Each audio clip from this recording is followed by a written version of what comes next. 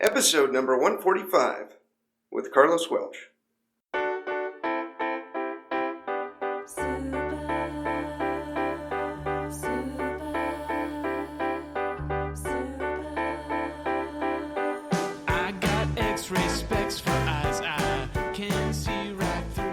Welcome to the Heads Up Poker Podcast. This is Steve Barton, and thank you for tuning in. I am here with the legendary Carlos Welch.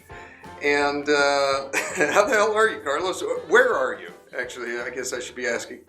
I am currently in Laughlin, Nevada. Okay.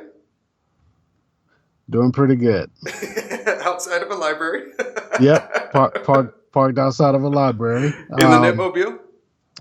Yes, actually the sequel to the Netmobile. The Netmobile died a couple of weeks ago. Oh. And I remember you had just taken it into the shop, and you rode your bike back. Yeah, so I basically kept it going, resuscitated it from its deathbed for probably about another month after that. Mm-hmm. And now I'm just kind of over it. I feel like I could probably get it going again, but it's never going to be the same. And I'm about to drive back to Atlanta for the holidays, and so I don't want to drive that vehicle if it's not at its best. So it's mechanical. Right. Okay. So I'm just gonna get rid of it, and I bought another one that looks exactly like it. Good deal.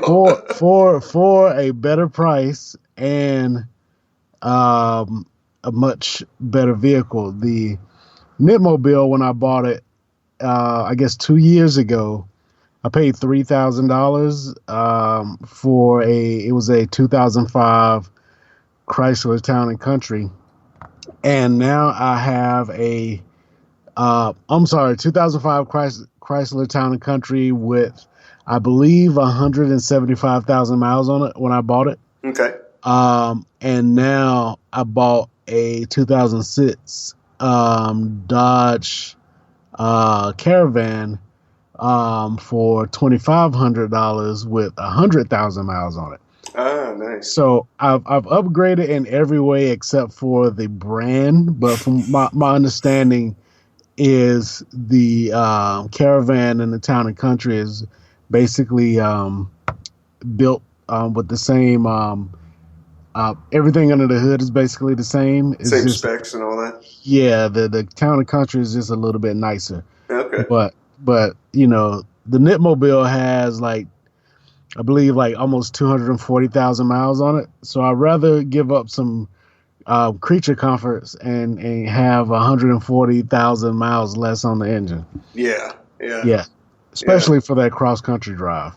Yeah, my brother's a mechanic, and he's told me that how many miles a car has on it is a real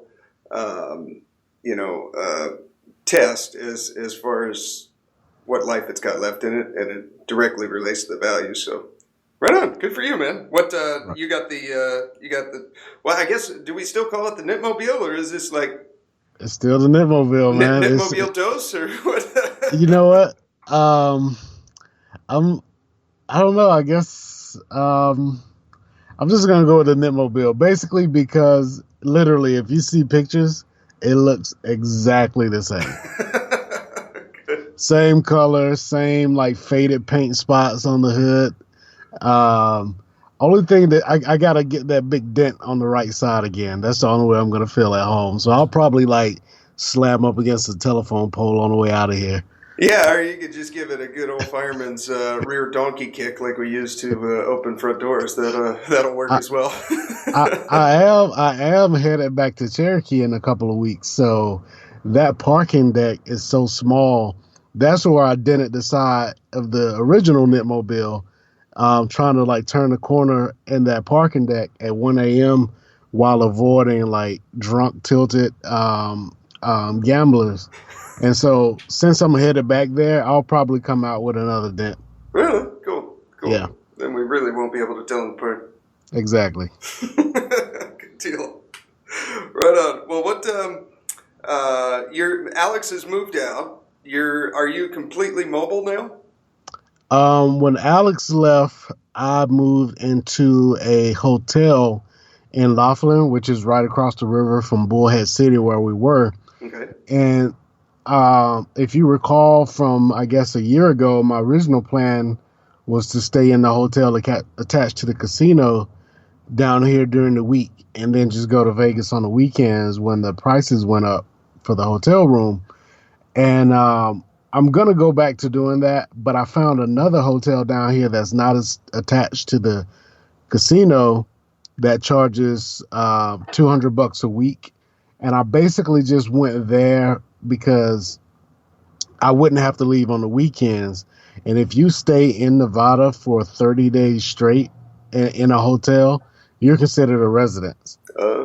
So I basically did that in this hotel, and I was able to get my Nevada driver's license. So now when I go to Vegas, I can have free parking at the Caesars properties. Oh, shit. Yeah, I'm basically a local now. So in addition to the free parking, I'm sure there's tons of other locals discounts I have access to now. That is so awesome, dude. Yeah. So I'm gonna go home to Atlanta, probably come back just after Christmas. And when I get back, I'm gonna decide between going back to the hotel attached to the casino and just doing Sunday through Thursday there, which is like $25 a day. So that's really cheap. Yeah. Or coming back to this hotel that I've been living in, which is $200 a week, which is just a little bit under $30 a day. So it's not that much different. But those are going to be my two options when I get back.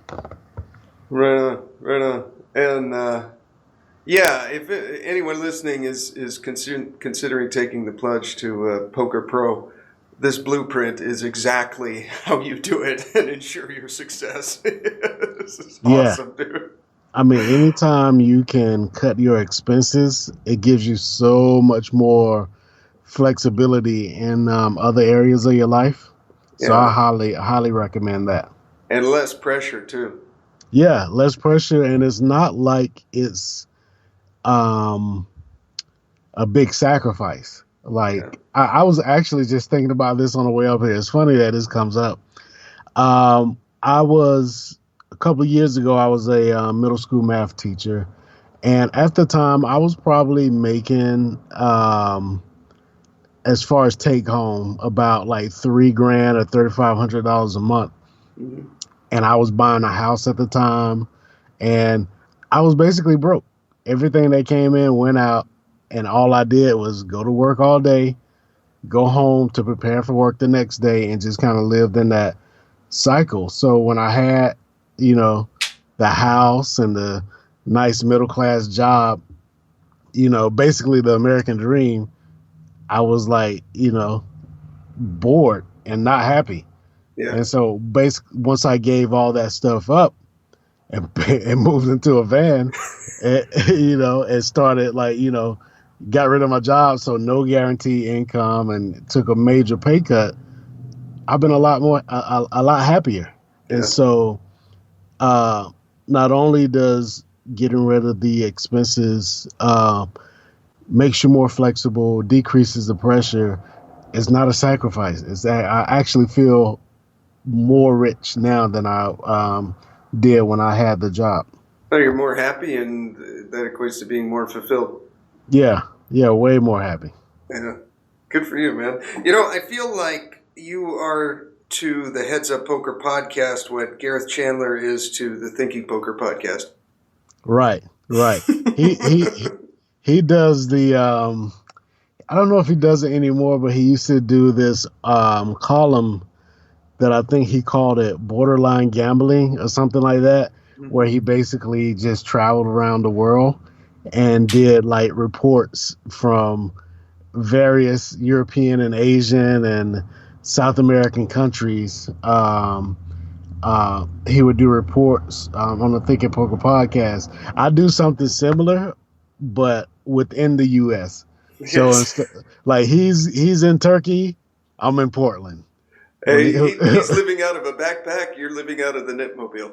right. When he's in the Dominican Republic, I could be in Dallas, Texas. Like I'm basically just bouncing all. I don't go too far north though. I don't like the cold, and that's the one thing I'm not looking forward to as I go back east. Yeah. Like I always give you credit. Like you definitely sold me on moving out here when you pointed to the sunshine in I guess February and said this is winter. It, Yes. it's basically I guess fall now technically here in Laughlin, and it feels the way Georgia would feel in May. Yeah. Yep. So true. Yeah, I'm gonna So miss true. this gonna miss the sunshine. It's beginning winter here right now, and I'm staring at the thermometer, and it says 73. It's That's so awesome. You know what? So the plan is to go home, do Thanksgiving with the family, and then drive up to Cherokee for 2 weeks for the circuit event, and then basically just hang around Georgia, visiting family and friends until Christmas, and then leave at that point. But man, looking at that calendar, like it's a big gap between Thanksgiving and Christmas. yeah. And I was like, I don't know if I want to be here in this cold and rain and cloudy weather, for an entire month. So I actually like considered planning a vacation from my vacation. like maybe like the first or second week of December, like fly out somewhere and then just come back for Christmas and then come back and drive back west. If there's two places that I've always wanted to go for a poker trip. One is Florida, because I heard it's all retired guys that play with their hands face up and it's super soft. And another one is Biloxi, Mississippi, at the they call it the Bow. It's the Beau Rivage. Yep, Beau Rivage. Yeah, have you played either of those places? I've been to both. Like when I started the whole Knitmobile journey in August of 2015, I bought the van in July, and then in August I just drove down the west coast of Florida. Yeah. All the way down to the bottom, and then loop back up on the East Coast and just hit every casino I could find in about 7 different cities. Nice. What was your finding? What did you think? I enjoyed it. It was like, yeah, I don't know, man. At the stakes I play, like there's like I can't say one area is softer than the other because the stakes I play, they're all soft. Okay. So it was fun. I got a chance to hang out with Ryan Van Sanford and his roommates at the time. Cool. They all lived in, I believe, Fort Lauderdale, and probably two of the 4 guys in that house were like WPT champs. Nice. So they are now. Not at the time. It was only Ryan, I think. But that was a pretty good experience. But I love the weather down there, and my first time experiencing beaches for long periods of time. So I didn't really get that growing up in Atlanta. So Yeah. Daytona Beach is beautiful. West Palm Beach is beautiful. So I definitely recommend Florida. Not always, but maybe like 3 times I've gone to Biloxi for their big event at the Beau Rivage. It's called the $1 Million Heater. That is a good tournament series that I recommend. I like that area also on the Gulf, so that you get a little. I mean, anywhere where there's water, you can't complain too much. Mm-hmm. So that Gulf, you get a little water there, you get some more bad poker players, and I'll probably do that again when I'm heading back. I think they start somewhere the first week of January. So I may stop there and do the Beau again on my way back. Okay. I just recently went up to South Lake Tahoe, and I played in some circuit events with Mike. Got to see Mike win a PLO ring of all rings, and Yeah. and then I got to play in a bunch myself, but bageled every single one. Just could not, all in with ace queen, get called by king jack. He hit some random flush, all in with the nut straight on the turn. He had a set, rivers of flush, just horrible run bad. And anyways, but up there, I lost my train of thought. What the hell was I going to talk about? The weather, maybe, or the play? The play was definitely bad. It super soft. Okay, here's an example. All right, a guy that we played in a 2 or 3 day event. I can't remember because I didn't make it past day one. But this guy ended up getting fourth. And here was the action, all right? He had just tilted from the pot before. He's got about 60 big blinds. And he throws out, the blind levels are 400. And he throws out, before we're even dealt cards, he just grabs a stack of chips and throws them out. It was about, I don't know, let's see, 4 and 8. It was more than 3 big blinds. So it must have been like 13 or 1,500 or something. And I thought he was like joking, And then the dealer starts dealing the cards and he says, "There's a raise." And I'm like, this is an actual raise? And the guy's like, "Hey, don't belittle my bad play." I'm like, okay. The old tournament straddle. What's that? I said the old tournament straddle. The old tournament straddle, yeah. I'm like, okay. And I'm thinking to myself, if I get anything halfway decent here, I'm, of course, raising, Right. And because the rest of the table is pretty passive. And so I look down and I've got 2 red jacks, and I'm like, this is the perfect spot. Right. So I basically double his raise, which makes it like 7 or 8 big blinds. And I look around the table and I can tell nobody's calling. And so I grab those chips, I toss them out. It, sure enough, folds right back to him. He throws in a call without looking at his cards. And I have position, right? Right. The flop comes out ace high, and he still hasn't looked at his cards. And he checked it, and he checked. And this was the move where I probably should have checked behind, but I throw out a bet. And he looks at both his cards and then folds. And yeah, so there's play like that. There was another guy that Wait. And you said this guy got fourth in an event? He got fourth in an event. I shit you not. There was hundreds of players. Wow. Yeah. He unbelievable bad play. There was another guy that called tank called. With the board was ace king X, and he tank called with queen jack offsuit. There was 2 hearts on the board. He did not have a heart. The other guy obviously had an ace, right, at minimum. So the other guy flips over, I forget what it was, ace jack or something. He had an ace, and he never caught a 10. Wow. First tournament. This is similar to Cherokee. Like you get a lot of this. Like, I don't know, man. I get like old man rage or something. I don't know what to call it, but people just like lose their shit sometimes. It was unbelievable. It's so soft. You know what an AMF is? The drink? No. It's another version of a Long Island iced tea. I took a bartending class, and basically there's like, I don't know, 3 shots of liquor in a Long Island iced tea. This is a version of that they use the little blue stuff to make it blue, and they use 7-Up instead of Coke, right? This guy orders one of those before the first hand of the tournament, and this tournament's going to go like 12 hours. I mean, you will be on your lips if you have 2 of them. And this guy's ordering one before he's dealt cards. I'm like, okay, he just bought a lottery ticket and has no chance of winning, right? Is it AMF or BMF? AMF. It stands for Adios, Motherfucker. Okay. I not being a drinker, I do recall, I don't know the details, but I recall something called a blue motherfucker.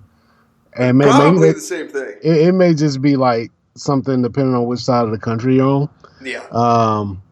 Yeah, that's crazy, man. It's just dead money. Dead money. Completely dead money. Unbelievably soft. It was a fun trip. It was frustrating because I just, I get all in with kings and get called by eights, and then they fucking run out all hearts, and we split the pot, and it's like just hand after hand like that. It was pretty brutal, but yeah. Congratulations to Mike. You know, yes. when I saw you on Twitter in your plane flying to go railing, like, did you just like at the last minute decide to go when he got deep, or did you originally have plans to go anyway? You know, he called me like a couple days before, and he's like, "Hey, I'm going to be up in the, up in Lake Tahoe. I'm going to do there's got a WSOP circuit event." And I was like, "Oh, okay, what are the buy-ins?" And he said 375, 375, 375. I'm like, "Oh, okay, that's doable." I was thinking of 375 or what's 360? Is it 375 or 365? Oh, 365. Sorry. Oh, okay, okay. I was like, and I was like, I could do that. And so I started thinking about it, and I was like, I've had a lifetime goal of flying from here, Southern California, up to my folks' house up in Idaho, northern Idaho. Mm-hmm. And it's basically a 2-day trip. And if you break it up, you could do it in one day, but it'd be a long day in a little plane. And basically, Reno is halfway. And so I thought, this is a perfect opportunity. I'll go play at WSOP ring events, and then I'll get to practice my skills as a pilot. It's semi-challenging, because it's a long distance and going over those top, those really high mountains. The plane that I have can get up to about 11,500, 12,000 feet, and some of those peaks are like 10,000 feet. So you really have to navigate the low parts of the valleys, and always be looking for emergency landing zones and stuff. It's a challenging flight, right. And one that's totally doable. But it's halfway to my goal, getting up to my folks' house, and it's ironic because I was writing down a list of my goals about a week before this, and one of them was to start flying my plane to poker tournament series events. And less than a week later, I'm in my plane and I'm flying up to Tahoe, and then it dawned on me, I'm like, holy shit, writing down your goals actually works, because less than a week later and I'm doing it. Right. That's pretty cool. How many hours did it take? Let's see, 4.5. Nice. So from door to door of the casino, from the door of my house, driving to the airport, checking out the plane, taking off, landing for fuel, getting back up, landing there, and then getting to the casino, it was 6 hours. So it was probably about the same time if you were to calculate driving down to LAX, going through security, catching an hour and 20-minute plane ride up there, and then getting an Uber to the casino and all that is probably about the same time. Right. But it's far cheaper because you don't have to pay for you don't have to pay for parking while you're down there, $15 a day, and you don't have to pay for the $250, $300 round trip plane ticket, but it's a little bit more expensive than driving. Gotcha. So it's perfect because it's faster, and I like flying, and it's cheaper. And there's no traffic. There is. Oh, that's the best part, dude. You're up at 10,000 feet, and you're looking down at the 5 freeway. And you're looking at these cars, and even the ones that are going fast, you know how like you see them in the high-speed chase pursuits where they're fucking in the fast lane and weaving in and out? Right. They're still slower than you are. Right. That's pretty cool, man. That's pretty sweet. It's fun. It's fun. I dig it. But, so what, let's see. How's your diet going? What's new with that? The only thing that's new is I've discovered something that people refer to as ancient grains. And that's, I don't know, I guess these are like grains that most people never heard of. Most people don't eat anymore. But they're pretty healthy. And one of them is kamut. Have you ever heard of that? No, I haven't. Kamut. And I could be pronouncing it wrong. I don't know. But I've been eating a lot of that. Basically, I found it on on Amazon, and it's like you can buy it puffed. And so I'll buy it puffed, and like it's basically a cereal. And Okay. so I'll Kind of like pour oatmeal or like grits or more like you heard of, I think they're called Sugar Smacks. Are you familiar with that cereal? is it kind of like Captain Crunch or Fruit Loops or It's kind of like that, but I'll give you a more uh, obvious example. They do the same thing with rice. So they basically take rice. I'm not exactly sure how they do it, but they puff it up and they make like basically Rice Krispies. okay. And so if you buy it from like Amazon and you know what you're looking for, like if you flip the package over and read the ingredients on the back, it says rice. Just one word in the ingredients. Whereas Okay. if you buy Rice Krispies from the store, there's like 30 fucking ingredients. And, Yeah. and Okay. so this is just rice, and I'll add stevia to it to sweeten it, Okay.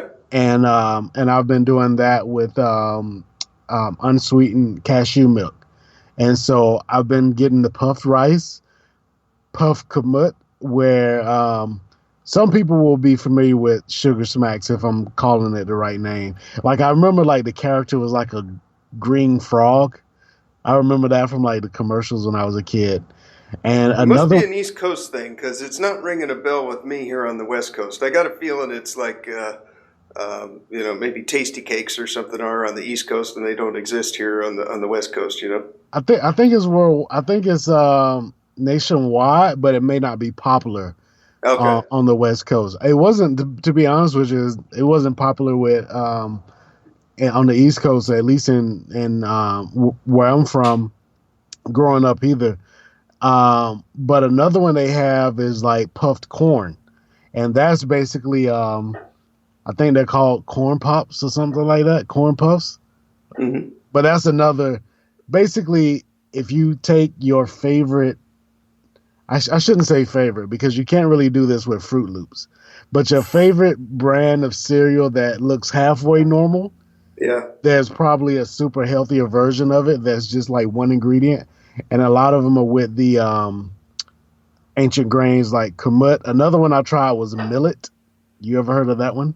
No, I haven't. Yeah, that one I didn't like, but the kamut tastes great. So I'm basically just eating that all day, every day.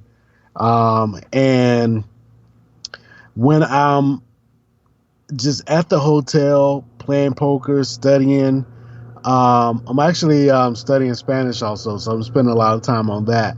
Ah, muy bien. Yeah, yeah. Is this angled towards poker or towards the Latinas or what's the motivation? A little bit of everything, and it's something that I've been trying to learn since, like, I had it for like 2 or 3 years in college, Hmm. but I've always had this at least um, rudimentary ability to read Spanish, but not. I can't really understand when they're speaking because it goes too fast, Yeah. and all the words end with vowels, so they easily blend into the next word. Yeah. Um, I always wanted to learn Spanish ever since I was in college. I took 2 or 3 years of it in college, and I could read it somewhat, but not really understand it when they speak because of all the vowels. The words kind of blend Yeah. in to each other. But in addition to, like you said, the Latinas, and also for poker, the jobs I've gotten for substitute teaching, and particularly in Southern California, a lot of the students don't speak English, Yeah. and so it'll be helpful for that as well. Yeah. Yeah. Um, a couple of the things I'm really grateful for being married, although we split up and it didn't work out, is one is I learned Spanish, and that is a skill that I know will um, has huge benefits for me for the rest of my life that I can't even foresee right now. You know, and just Right. at work alone. I mean, we got a call yesterday where a gal, this poor thing, had was beat up by this guy, and he was holding her baby hostage. And because I was able to speak Spanish, I was able to give the dispatch a call, tell them what address to go to. It was really beneficial there for her and for the call. I've learned Spanish from my ex, and she got me back into flying, which is something I can't necessarily say that I would have done if we hadn't been together, because she had a love of flying too, and that was enough to make us want to get a plane. And at least the way I'm envisioning my life now is the plane that I have now will be the smallest one I ever have, and from here on out, each one will be bigger, hopefully, until I eventually get a jet. Right. Spanish is, or any other language, and especially if you're going to be spending a lot of time in Southern California, it's huge. And so how long did it take you to learn? The fastest way to learn, because I was kind of like you. I had, I think, 2 or 3 years in high school, which was pretty much just enough to ask where the bathroom was and know that some words were feminine and some were masculine, and right. But putting together sentences was I just couldn't do it. But the quickest way that I learned was I went to a Spanish-speaking country where all they speak is Spanish. And that was just a total immersion. Nobody spoke English. So you're forced to learn, and you'll be surprised that there's a lot of knowledge back there from those college classes that you don't even realize is there until you're 2 days into this place, and you're starting to obla your ass off, and you don't even know how you're doing it. You know what I mean? Right. Okay. I think I'm gonna do that. At least. Do you think you need to be in a Spanish-speaking country for an extended period of time, or can multiple short trips do it? I think the long time is the best, because the first one my buddy and I did on our annual trip was a month and a half. And, you'll just start to kind of get it after a few days. But if you're only there a week, then you're not getting that full investment. You know what I mean? And another thing we did too was, in a lot of these countries, they're third world, and you can hire a guide for $20 a day. And right. Basically what we did was we just hired a guide to show us around this one city. And it ended up being, we would end up going to the park for hours during the day. Then we'd buy this guy lunch, and then we'd buy him dinner, and we'd see him the next day. And all we got was Spanish lessons throughout the whole day. He would just talk to us in Spanish, and he also spoke a little bit of English. So he was able to kind of break it down, as far as this is how this translates to that. And it was an amazing experience. But I think that's the quickest way. And the beauty about this is you're so mobile. You can find a place for the Nipmobile, and you can go down there, and you can grind online, and then during the day, go out and start oblan. Yeah, I've been to Mexico a couple of times, and there will be more than one dent in the Nipmobile if I try to drive it down there. Some of these places are insane the way they drive, so I wouldn't do that, but I would just park it somewhere here and take a flight down and do the same thing. I had a little bit of that when I was in the Dominican Republic a couple of years ago with Gareth Chandler. Actually, I stayed with him there for 2 weeks, and I learned a little bit more than I knew before, but at no point did I ever feel like I could understand conversations. I could when I needed help with something, I could kind of ask for it. But when they started talking, I was still lost. So I think it's going to take, like you said, at least a month or so for that part of it to start to make sense for me. Yeah. It's fun too. Dominican, I've been there, and a lot of them speak English. So you want to go to a place that's not Americanized, not necessarily like Costa Rica, at least not the tourist places. You want to get out in the bush, Colombia was where I learned, and ended up being where I met my ex-wife. That was probably a big part of it too, is, if you find a girlfriend that only speaks Spanish, you'll learn extremely fast. Yeah, my ex only spoke Spanish when she was mad. Yeah, that doesn't help. Yeah. So she could curse me out without me knowing what she was What saying she's saying, exactly. yeah. No, you Yeah, want one that only speaks Spanish. right, And, right. I think a good place that's semi-close, Panama, once you kind of get out of Panama City. Um, it's really beautiful too and cheap. El Salvador is extremely cheap. And very few people there speak English. Yeah, I'm Yeah, on Twitter. I'm on Twitter right now, and for some reason, there's a hashtag going where people are saying good things about Peru right now. I've done So Peru. yeah, Very little English there as well. yeah, There is some in their capital, but once you get out of that, not very much at all. So that'd be another good one, and it's super cheap. right, You know, right. your money will go a long way there. Yeah, I mean, you can get a room for a night for between $10 and $15. yeah. I think Gareth, he and I were competing on the Knitcast, trying to decide who could like get the cheapest accommodations, and I think he beat me by staying in a Peruvian hostel for like $6 a night. Yep. I was like, okay, that's impressive. Yes. They have those, or if you want to splurge and get your own private room, then it's 15. $10. Yeah, So yeah, yeah. pick your poison. Right, right. But this Spanish thing started with me talking about um, studying in the room, poker in Spanish, and eating the ancient grains, Mhm. particularly the kamut. And when I'm in the room just by myself for days on end, I can stick to it and lose weight. But I've been doing a lot of traveling recently, mainly to Portland, because I just got a job there. In fact, I'll be going back to Portland in 2 days. When I'm traveling, I just can't stick to it, man. I'm doing well without, like, I haven't eaten meat in ages, but I'm basically eating, air quotes, vegetarian stuff from the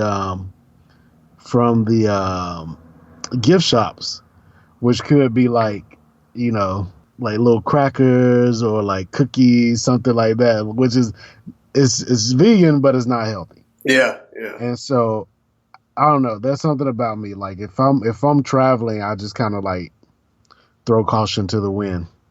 Yeah, it was tough for me up at the WSOP circuit, but I was pretty good about. We ate out every single day. I didn't bring a lick of food except I think a bag of nuts, which I left in the plane and forgot.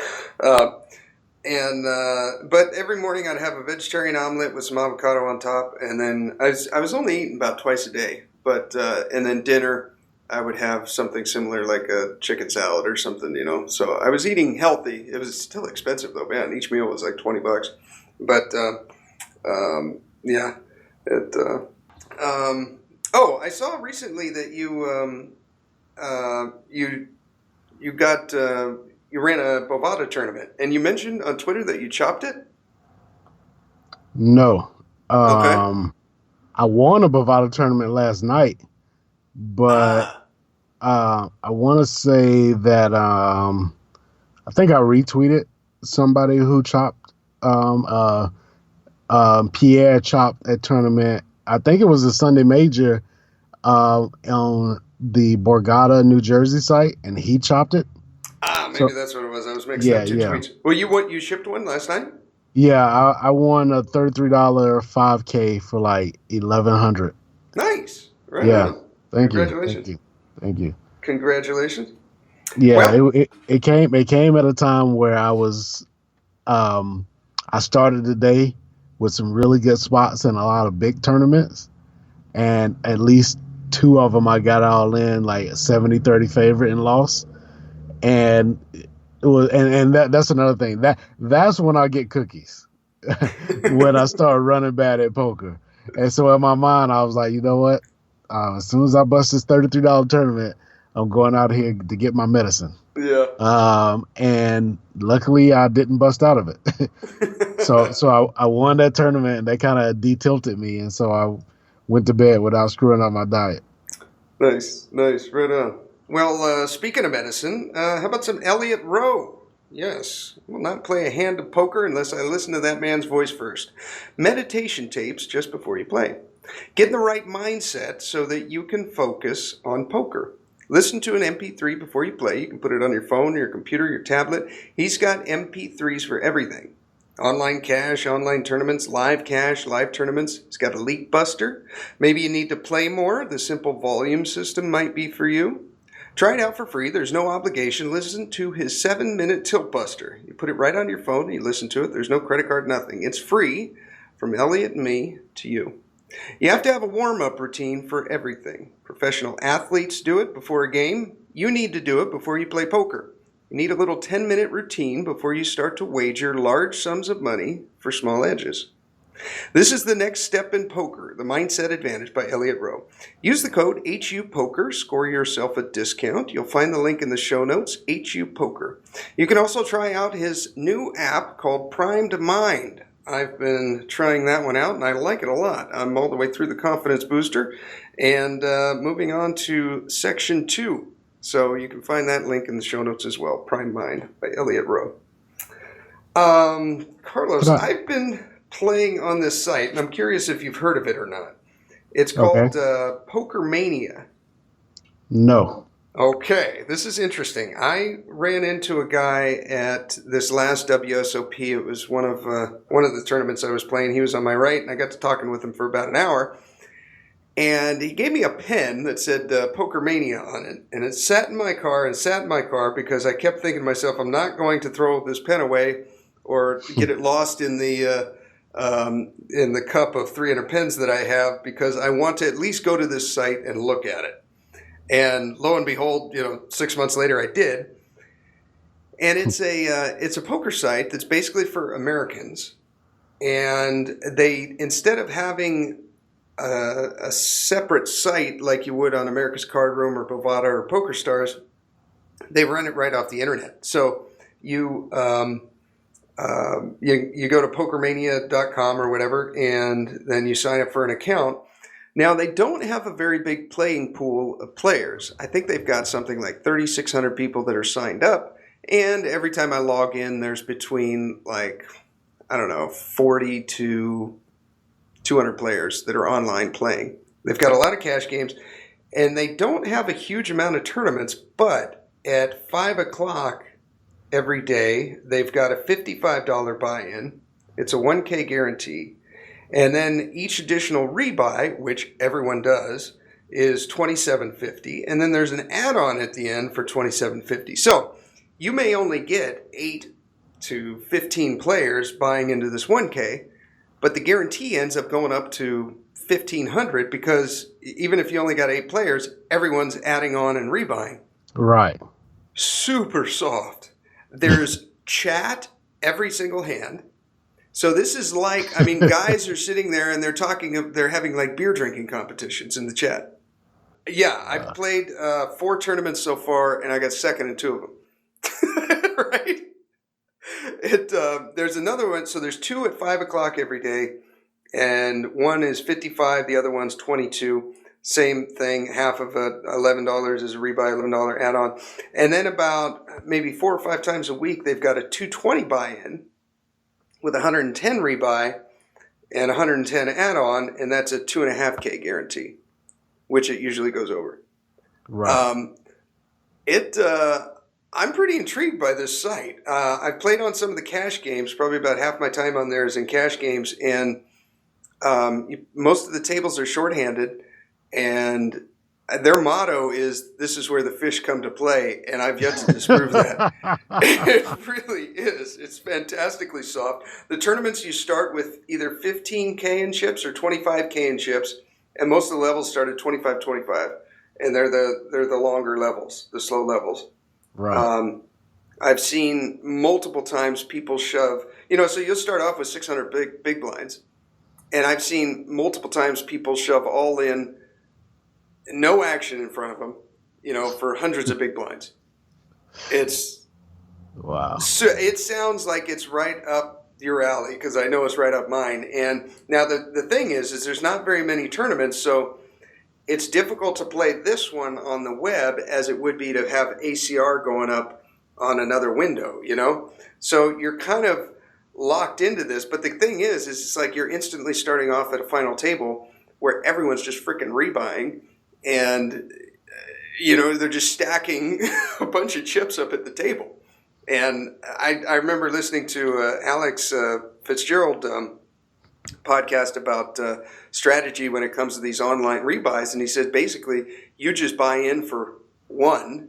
You buy in for one, let everyone else do the add-ons and rebuys, and that's you just keep your investment so small that you know, there's a whole bunch of dead money out there. Yeah, that sounds intriguing.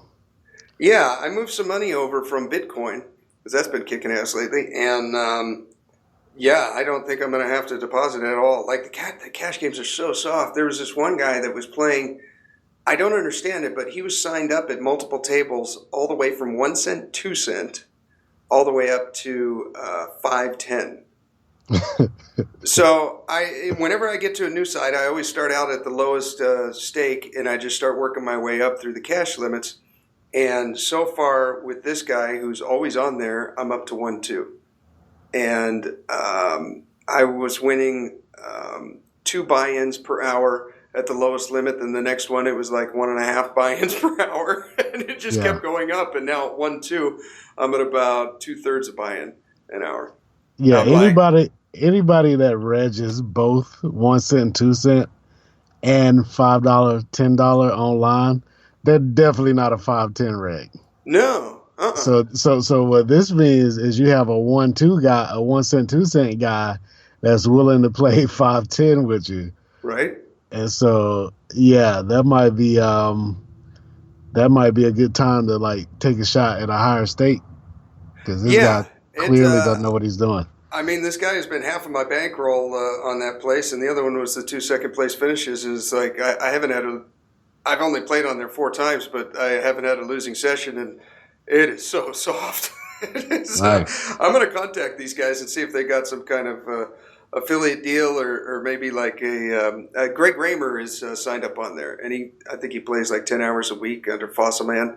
Right. Maybe I could do the same thing. That it is, yeah, great site. So if you got a few $100 you want to throw on there, I'd recommend it. At least play the 55 and the 22. You know, you'll see what I mean. Right. Now there's no HUDs allowed, but there's so few players, you recognize within an hour or so, like, who the regulars are and and you can tell in the chat they're having beer drinking competitions. Yeah, pretty awesome. Yeah, I may check that out. Yeah, I've got a hand actually from that site that I wanted to talk over with you. Okay.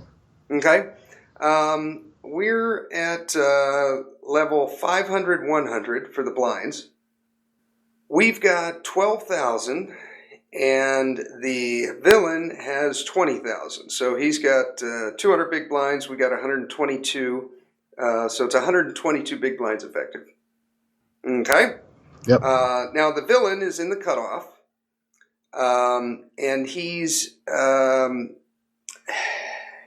of been a bluffy player. So he's been willing to bluff a fair amount. He opens to 300 in the cutoff. So he opens 3 big blinds. The button folds, and we're in the small blind with ace. 2 black aces. Yep. What's your sizing here? I'm probably going to like 1,000. Okay. A little bit more than 3x? Yep. Okay. I went about 3x. I went 888. Then the cutoff calls 888.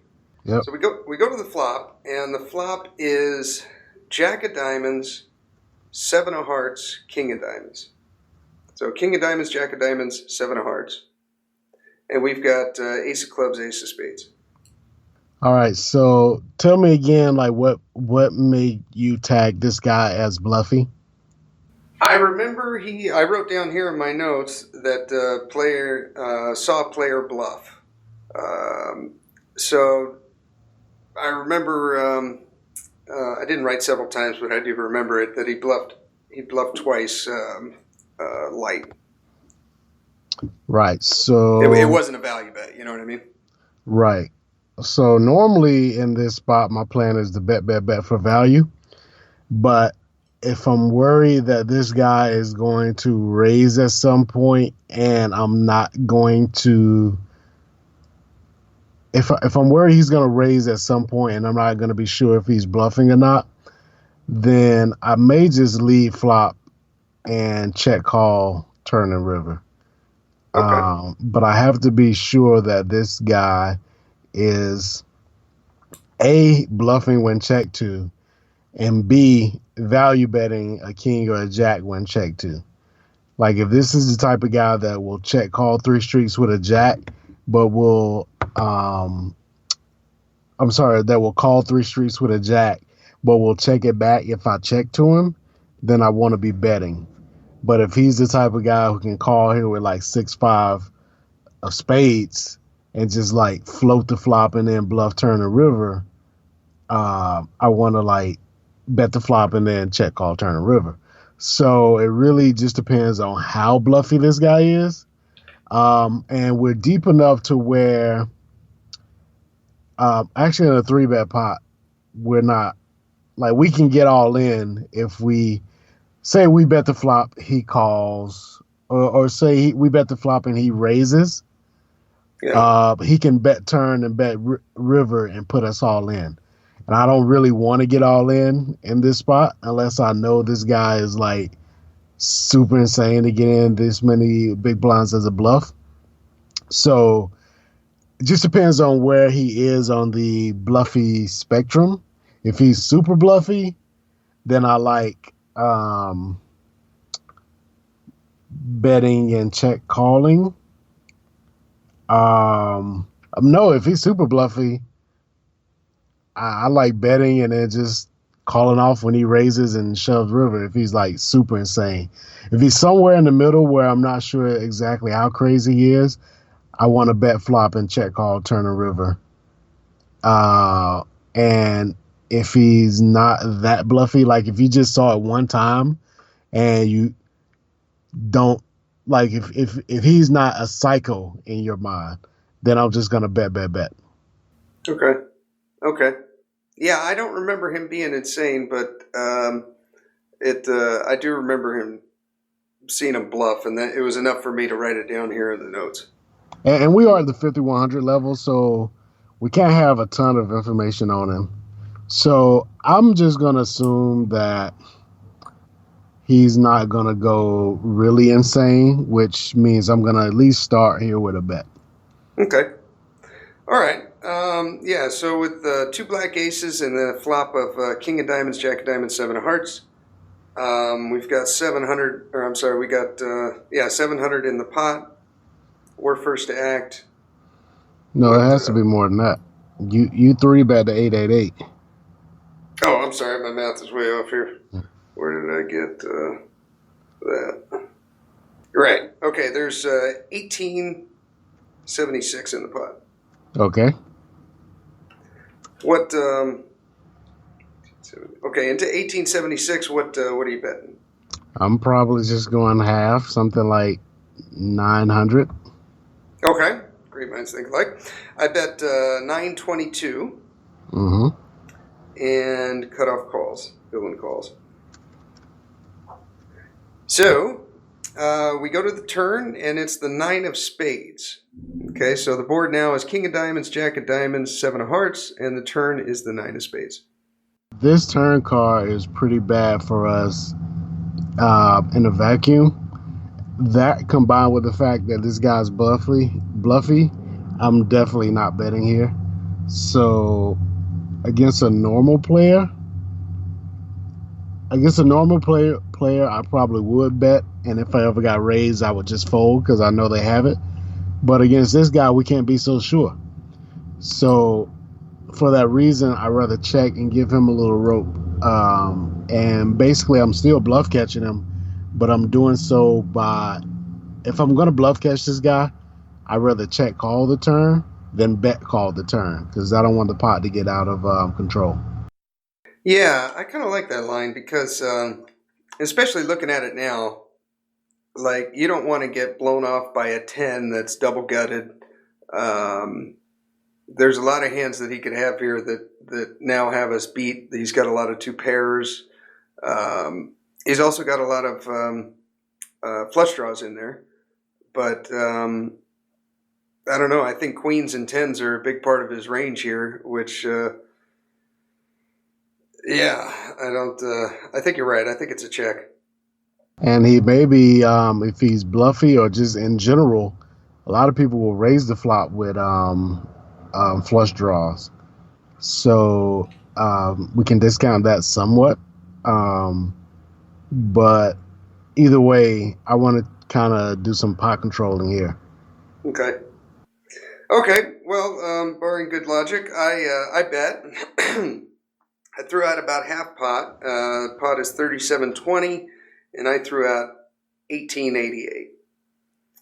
Okay. And cut off, he calls. So what are we putting him on here? After the flop was, we've got two black aces. The flop was king of diamonds, jack of diamonds, seven of hearts. Turn is nine of spades. We 3-bet pre-flop, bet the flop, bet the turn, both about half pot each. What are you thinking here? What's his range look like?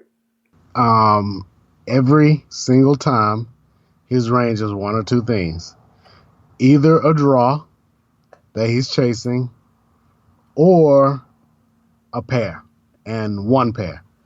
And on a board this coordinated, it's probably some combination of the two. Either a pair that has a gutter or a draw that, I guess it's the same thing. Either he started with a pair that picked up a draw, or he started with a draw that picked up a pair. But either way, once he just calls his turn bet, I think that we're pretty safe to say that we have the best hand going into the river. Yeah. Okay. All right. The river is the ace of hearts. So, final board is ace of hearts, king of diamonds, jack of diamonds, nine of spades, seven of hearts. Queen ten's the nuts. We river a set of aces. Let's see. Queen ten's a straight. 10-8 is a straight. Both, I guess, would make sense. And then there's missed draws. So going with your theory, if he's got a missed flush draw or a single pair, what are you thinking here? There's 74.96 in the pot. We've got about a pot-sized bet left.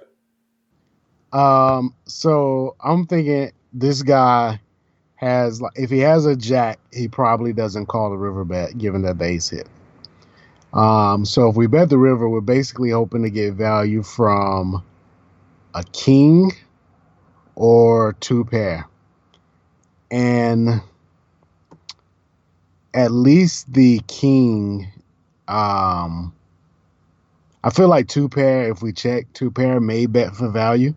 If he has something like ace jack or, yeah, that's basically the only two pair would be like ace jack, maybe ace seven, probably just ace jack. I think king jack would have raised somewhere along the line here. Right, so I think we could almost remove that, right? Right. So if he picked up two pair on the river, he's going to bet if we check to him, I think. And that's unlikely because there's only one ace left. Right. And he probably doesn't have ace king also. But maybe, I don't know. Not everybody four bets ace king. King nine and jack nine are probably in there, right? I feel like they would raise turn. Yeah, probably would. But you can put a few combos in the. Some people would just call them. All right, so let me rethink that. The main thing I'm thinking here is that if we have him beat and all he has is one pair, he's probably not calling the bet anyway. Except unless he has two pair, which we'll bet if we check to him anyway. So if we check, we get value from his two pair, and we also get value from, which is going to be rare, basically just ace jack, maybe ace seven, and maybe ace king if he's the type that doesn't four bet. But either way, because all the aces we have two aces, that's still going to be rare. But I think there's a number of diamonds that miss that he may decide to actually no, because you know what? A lot of his, like I mentioned earlier, a lot of his draws had a pair to go with them, so he may just check those behind. So I don't know. This is one of those spots where I feel like if we bet, a lot of the hands we beat won't call. Yeah. But because this guy's bluffy, we kind of open ourselves up to a raise, and now we're kind of in a tough spot. Well, you said we have like a pot size bet behind. Yeah.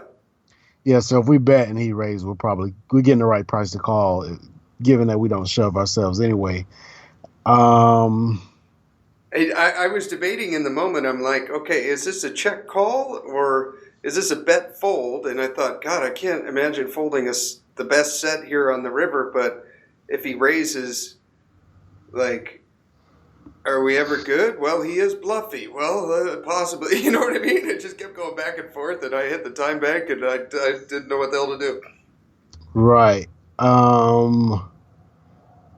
I guess I'm just going to. Oh man. I guess I'm just gonna check because all right, let's think about the kings. King Queen. King Queen, King 10. He would definitely play this way. King Queen, King 10. Those are my main value targets here. Yeah. King 9 possibly, but I think you're right. I think he would raise on the turn as wet as the board is. Right. And beyond that, there's not many kings left. I don't see him with like Queen. Like if he has Queen Jack, is he calling the river shove? I don't think so. Probably not. He doesn't have Queen 10. He would have raised the turn with that. 10-8 is the other straight. I don't think he has that. He probably would have raised the turn. Right. So we either shove and hope to get called by a king or some weird two pair with the ace. Or we check to induce bluffs from diamonds. But again, a lot of the diamonds have a pair with them. And so is he bluffy enough to turn like 10-9 of diamonds into a bluff? If so, I like checking. If he's going to check back with like a pair that he should know is never good, then I guess it doesn't matter. Like if he has a hand like 10-9, if we bet, he's folding. Yeah. And if we check, he's checking it back anyway. I don't think there's anything we can do to get more money out of a 10-9 unless he's the type to turn that into a bluff because he knows it's no good. Man, I'm like completely 50-50 on this. Like, I'm glad I wrote this one down. Yeah, I could, without sitting down and writing out the combos to see which range has the most combos in it. His calling range versus a shove or any other type of bet, or his bluffing range when checked to. If I don't, until like whichever one of those ranges has the most combos, that's going to give us the answer. And it'll take me a second on pencil and paper to write that down to figure it out. But in game, without having the information, I would be split, and I would probably just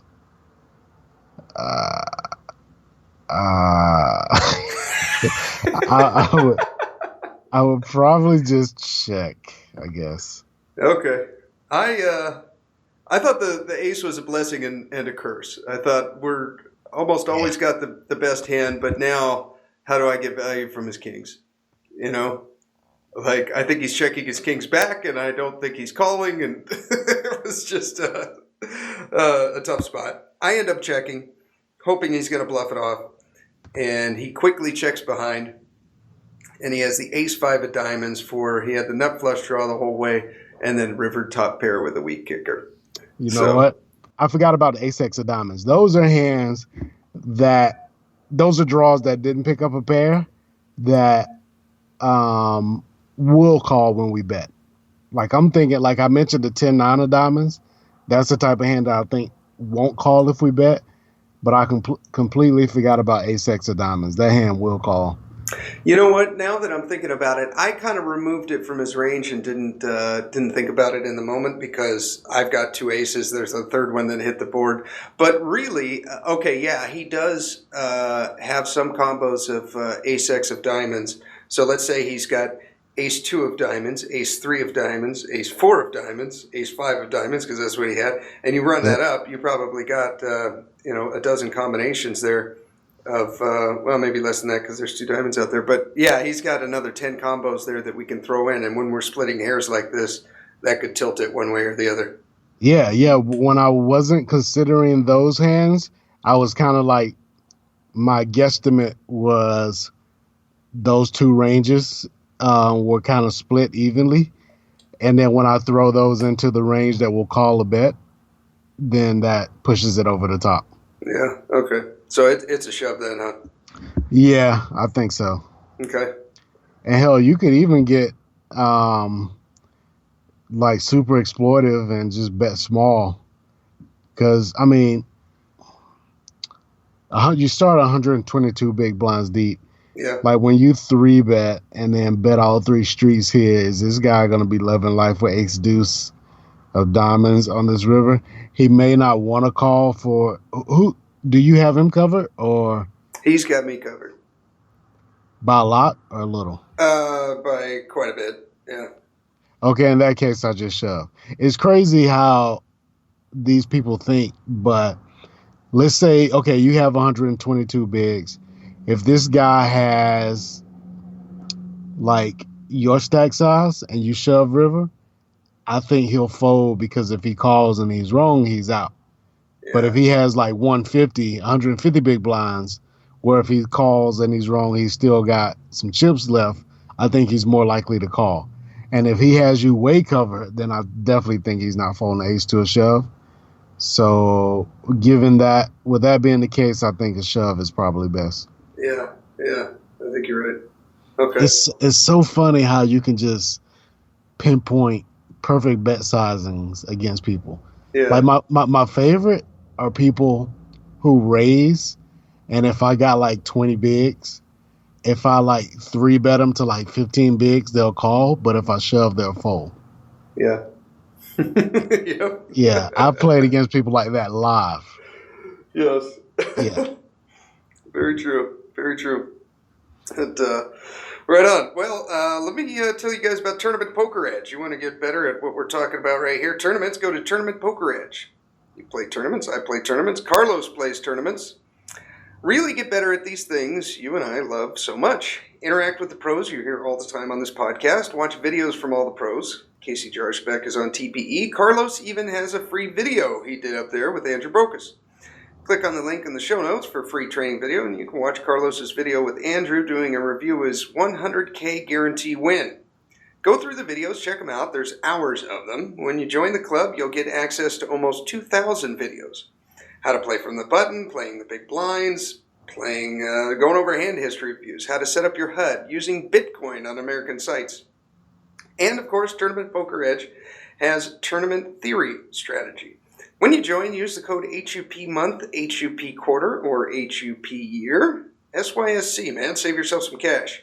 Study and learn with other people that are just like us. This will be the best thing you've ever done for your tournament game. I guarantee it. Right on, Carlos.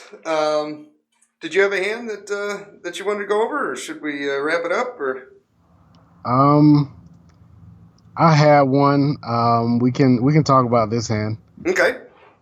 All right. So this is a hand from a $55 8K guarantee on Bovada that I played 3 days ago. Okay, guarantee. Okay. Okay, so we're at the 3060 level, and this is a tournament that started with 10,000 chips. I have 3,600. Okay. So things are not going well. Right. I lost 2/3 of my stack the fifth hand of the tournament. Okay. Playing trip ace queen with 2 queens on the board, Uh, playing it super hard against a guy who was slow playing a flush. So that's how I kind of got crippled. And then this hand comes up. I have about 60 bigs. I have 3,600, and I'm in the big blind with ace 10 offsuit, ace of clubs, 10 of diamonds. Ace clubs, 10 of diamonds. Okay. Action folds to an aggressive player on the button who has me way covered, as does everybody else in the tournament. He's got like 13,000. Okay. He min raises the button, and small blind folds. Okay, small blind folds and big blind. All right. So ace 10 offsuit, what do we do here? 60 bigs. I kind of like just taking a flop. Okay. I'm thinking about 3-betting, but I don't want a 3-bet fold. I feel like ace 10 kind of has a little bit too much value for that. Yeah, maybe that is the move, actually, now that I'm verbalizing it. Yeah. So, okay. I decided to 3-bet. I think his button range is going to be so wide the ace 10 is going to be ahead of it. And also, when you say it has too much equity to 3-bet fold, I think that's a concern when you're playing against people who have a lot of 4-bet bluffs in their range. And I don't see that from many players that I play against. So most of the people I play against, if they don't believe you when you 3-bet, they'll call, as opposed to 4-betting. And that's what I want him to do with the majority of the hands in his range. Okay. Yeah, I think he's got a lot of weaker aces that'll call my 3-bet, and a lot of weaker 10s that will call my 3-bet. That's a good point. Okay. So if he made it 120 and the blinds are 30-60, I'm going, I don't know, 390 here, something like that, 400?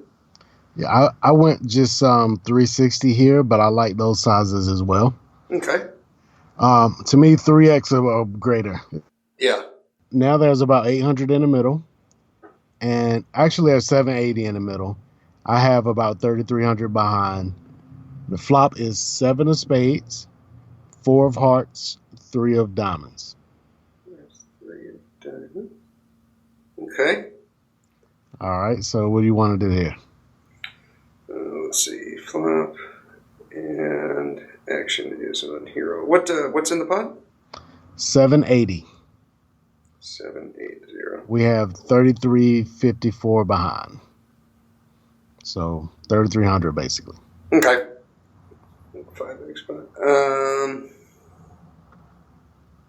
Probably check call. I think if we checked him, he's going to bet his whole range. We're ahead of his range. Yeah, we've got a backdoor straight. We need a running 2-5, which wouldn't give us the nuts. We don't have any backdoor flush draws. I think our hand is too valuable to let go of just yet. And I feel like if we bet, he can kind of raise his whole range and we got to fold. I'd rather do a check call here. What you're thinking? I think that is probably the best line against players that are capable of like raising this flop as a bluff. But again, that's not something I see very often. Like this guy, I called him aggressive because he'd been opening some hands pretty wide, but he's not necessarily like, I didn't have evidence that he was aggressive post flop. Like I can't see him like raising this flop without at least some type of draw. Okay, so you don't think he's going to raise, the average Bovada player is going to raise here with like all broadways, any of that? Right, they're either going to call or fold with those type of hands, I think. Huh. And I think I'm going to get called by a lot of ace-x hands, and I think I'm gonna fold out like king queen, king jack, queen 10, those type of hands. I'll probably get called by like 9-8. But I don't think like that would be a pretty good hand to raise on this board. But these people don't play that way. Like they would call Okay. they would call with their hand. So basically, I'm looking at this spot as if this guy has a pair on the board 7-4-3, he's gonna call, which is fine because he's gonna fold it by the river. Yeah. And same thing if he has like 5, 6s, and maybe even 8s and 9s if we get 2 overcards. So I'm basically betting to fold out the at least like maybe ace jack folds, ace queen. I don't know if he folds ace king, but maybe he 4-bets that pre-flop anyway. So I guess it's kind of weird because I'm not really, I guess I'm bluffing here. I'm not really value betting, even though I think he will call me with worse. I'm basically bluffing to get a mediocre pair, a medium to a small pair to fold, not here, but by the river. Now, let me ask you this. If you bet here, do you think you're getting called from broadways? Or do you think they're folding? I think they're folding, unless, Okay. except for ace-x hands. And if you check here, do you think those hands are betting? Maybe. They may bet, they may check it back. It can go either way on that. So I follow your line of thinking here. We got 2 paths we can take in this hand. We can look at our hand as like a bluff catcher and check Yeah. to try to induce bluffs, or we can look at our hand as a bluff and bet to try to get them to fold like a 4 by the river or a 7. And Yeah. and I chose that second path here. Okay. But I think they're both valid. And really, this is a case of what do you think about your opponent? Kind of like what I was saying earlier. If this guy is the type that's gonna like bet 3 streets with like queen 10, if I check to him, then it makes more sense to check to the guy. If he's the type that, I shouldn't even say the type, because I think everybody will fold like a hand that's like a 7 or worse by the river if I keep betting. Yeah. This might say a lot about the player pool on Bovada, because you're the only guy I know that takes so much time in getting the hand histories and looking over what your opponents had.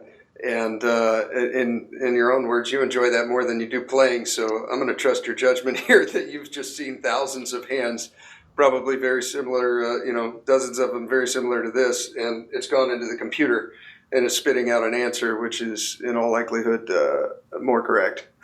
Right. I'm gonna take an exploitive line here that wouldn't be like GTO. Yeah. So what you're suggesting is more GTO. Like, okay, now we have a hand with decent showdown value. When that's the case, you want to use that more so as a bluff catcher than a value bet, or I'm sorry, not a value bet, but a bluff. So basically what I'm doing is I'm turning a decent bluff catcher into a bluff because I think this guy is going to overfold by the river. Huh. Okay. Interesting. All right. So I bet half pot here, 375. Okay. And he calls. Button calls 375. Okay.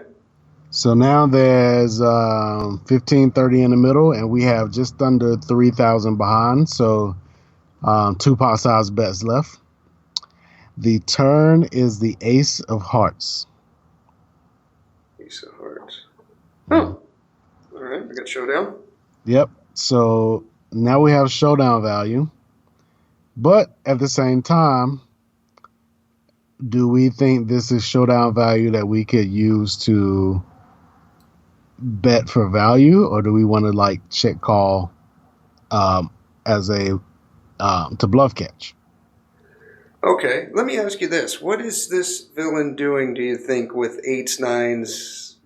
I'm going to say like aces, kings, queens. They're 3-betting you pre-flop, probably even jacks.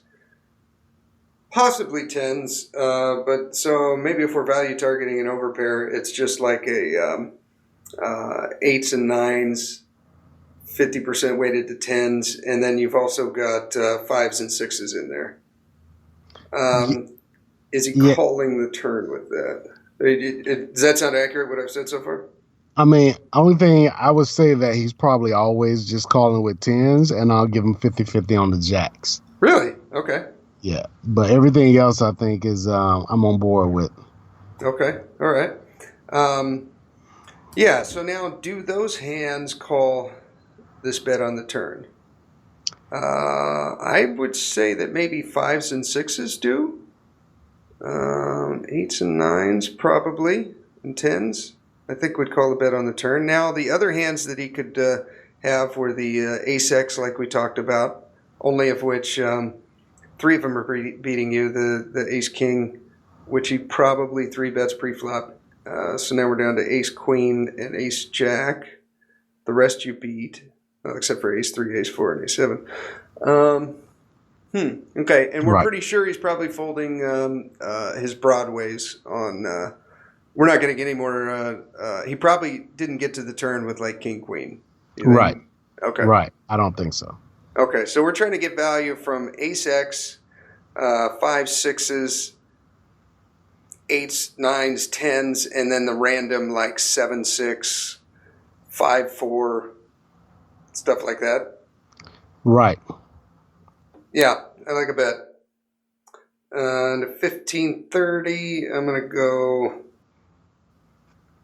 7 to 900. And that's kind of a cap out. Let me see. How about in the moment, I'm doing 777.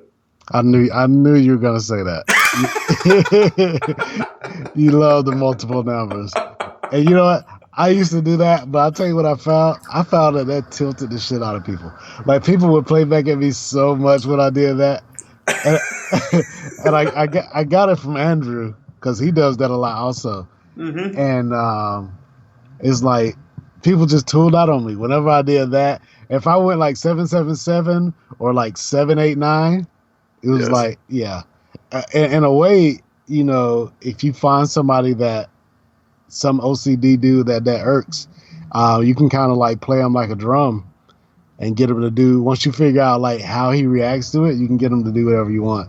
But, but my favorite is at a level that allows for 1, 2, 3, 4 or 1, 2, 3, 4, 5. Yeah. When you raise someone and you do that, and you know they don't, because you can tell when they're pissed that you're betting these amounts, because you'll do like 777, and then they'll do like 1444 or something like that. When they raise you, you're like, oh, fish on the line, I got him. Then you bust out with the 1, 2, 3, 4, 5, and they just freaking implode. It's great. And it's so simple. I don't understand like what is it that they're getting mad about, but you know, it may only work on 7% of the player pool, but when it does, it is just gold. Exactly. I love it. I decided to bet 750 here, which is basically half pot. Okay. And now my opponent makes it 1500. He clicks it back. Yeah. Okay. Well, it did bring in a heart draw. I'm just not even going to entertain the thought of 2-5, so let's take that out. I'd say all sets are still in there. Yeah, we're never folding. Right. I think if we raise here, I think he's getting away from hands that we beat, and he's just going with hands that beat us. So I just like a call. Yeah, I was kind of thinking the same thing. I'm thinking either he has me beat with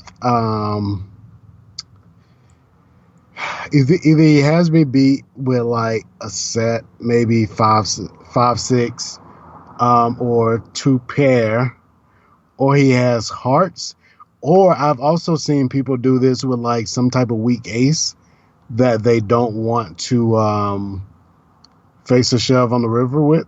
So they'll just do this and then like check it back on the river.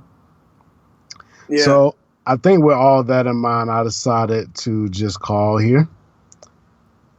All right. Okay. So we got 45-30 in the pot. Is my math right? Yep. Okay. And I call, and the river is the 3 of clubs. Okay. Flush draw missed. This is kind of like my hand. Right. Do we get value from the ace and fold out all his flushes, or do we flush draws, or do we check and hope he bluffs his flush draws? And let's see. Okay, so the 3 clubs, I don't see how it changes much. I mean, if he had a set to begin with, now he's got a boat, but we're beat anyways. I think it's a good card because it takes more 2 pairs out of his range. And a set of 3s are less likely now. Yeah. Is this a value bet, or is this okay? There's 14-30 in the pot. What do you have left in your stack? I have about let's see, not let's see, 1430, 1479 left in my stack. 1470. Oh, okay. We've got like a 1/3 pot Right. bet. Yes, it's kind of a weird spot because I think if we bet, we get called by all the hands we beat. I'm sorry, we get called by all his bluff catchers. Yeah. But if we check, I think all those will check back, and he'll bet with his bluffs. So yeah, it's I was like completely on the fence. Yeah. So how many ace-X combos does he have, and how many of those pair combos does he have? I think if we bet here, the 6s and the 5s and the 8s and the 9s and the 10s are checking behind, and No, you said if we bet. oh, I'm sorry. If we bet, they're folding. Right. And I think if we bet here, his ace-X combos are going to call, his flush draws are going to fold. I think even if he had 7-8 of hearts and picked up the heart draw on the turn, I don't think he's calling that river. Right. If you shove.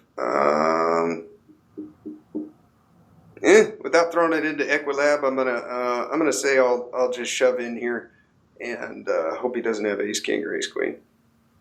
Right. For whatever reason, I decided to check here. Yeah, and he shoved the river. I call, and he has king queen of spades, king queen of diamonds. Yeah, that's what I said. Diamonds. Oh, so he does call broadways, I guess, huh? Yeah. So Okay. he was actually more aggressive than I even knew. For him to float that flop and then raise when the ace comes with no equity was rare. Not many people on this site play this way. Yeah. Okay. Yeah, I was expecting him to shove the river with hearts, and basically hands that had me beat. Yeah, but we could never fold on this river. Right. I mean, It's either check call or shove.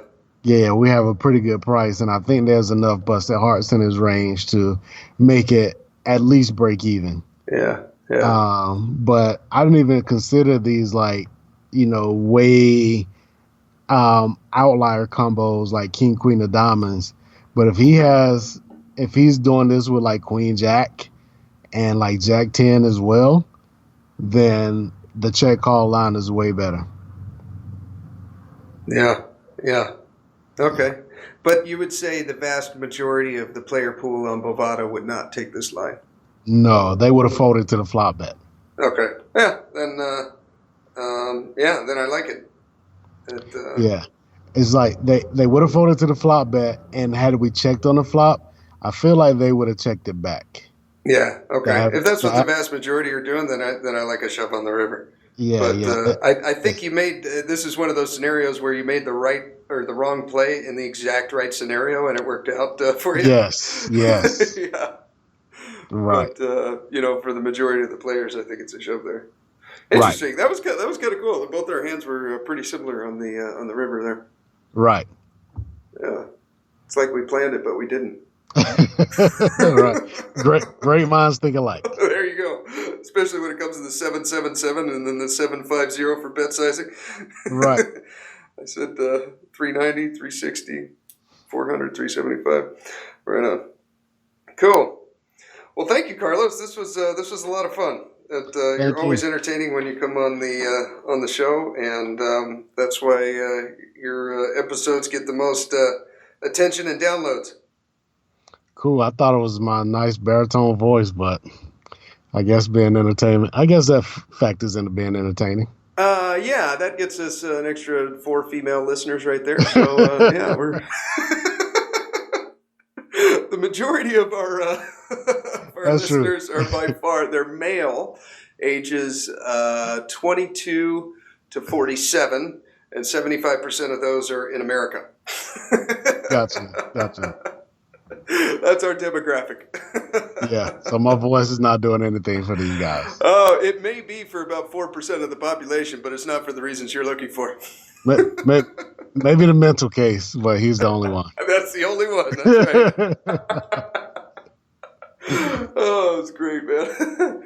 Okay, if you guys want to contact Carlos for coaching, you can go to mediocrepokercoaching.com. I had to ask him to spell that, so it's MEDIOCRE,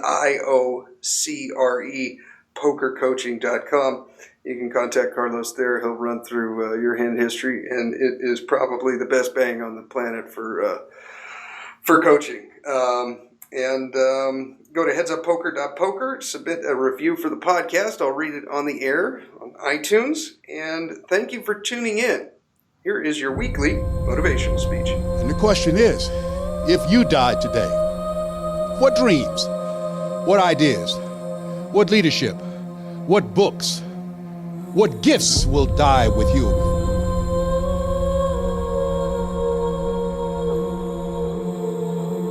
Let me tell you something you already know. The world ain't all sunshine and rainbows. It's a very mean and nasty place, and I don't care how tough you are, it will beat you to your knees and keep you there permanently if you let it. But every time that happens, you get back on your feet.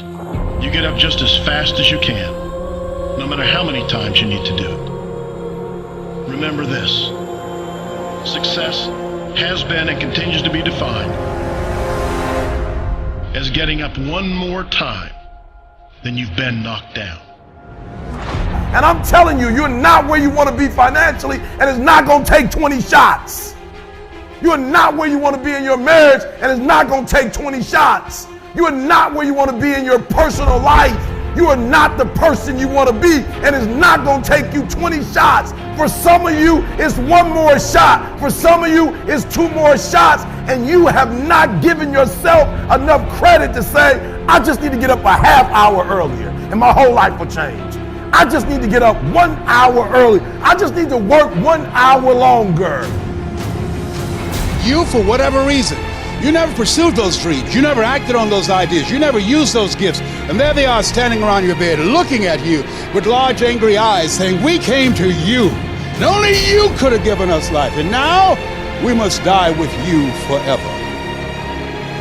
I will not go down that way. I choose to fight back. I choose to rise, not fall. I choose to live, not die. And I know that what's within me is also within you. Okay, recording software. Hey, before we start, I'm parked outside of a library, and I got my window cracked. And if the background noise gets too bad, let me know. I can just roll the window up. Okay. All right. That's awesome. I love it, man. All right. Good deal. No problem.